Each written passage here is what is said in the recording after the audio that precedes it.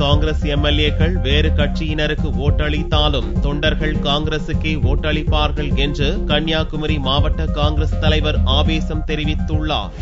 கன்னியாகுமரி மாவட்டத்தில் காங்கிரஸ் கட்சியினரிடையே கோஷ்டி பூசல் நிலவுகிறது. கிழக்கு மாவட்ட தலைவரான ராபர்ட் புரூஸ் என்பவருக்கு சீட் கிடைக்கும் என்று அவருடைய ஆதரவாளர்கள் எதிர்பார்த்திருந்தனர். ஆனால் கன்னியாகுமரி தொகுதி வேட்பாளராக வசந்தகுமாரை கட்சி தலைமை அறிவித்தது. இதையடுத்து தேர்தல் பிரச்சாரத்துக்காக நாகர்கோவில் வந்த வசந்தகுமார் கிழக்கு மாவட்ட காங்கிரஸ் அலுவலகத்துக்கு சென்றார். அங்கு அவரை வரவேற்று பேசிய மாவட்ட தலைவர் ராபர்ட் புரூஸ், இங்குள்ள தொண்டர்களை யாரும் விலைக்கு வாங்க முடியாது, அவர்கள் காங்கிரஸ் கட்சிக்கே வாக்களிப்பார்கள் என்றும், ஆனால் எம்எல்ஏக்கள் வேண்டுமானால் வேறு கட்சிக்கு ஓட்டு போடுவார்கள் என்றார் ஆவேசமாக.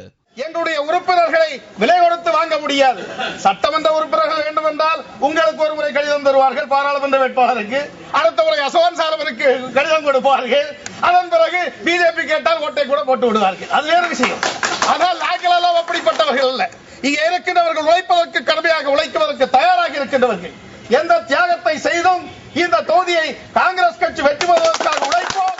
ஏற்கனவே கன்னியாகுமரி பகுதியில் காங்கிரஸ் கட்சி 3 கோஷ்டியாக உள்ள நிலையில் ராபர்ட் புரூஸின் பேச்சு காங்கிரஸ் கட்சியில் வழக்கம் போல சலசலப்பை ஏற்படுத்தியுள்ளது.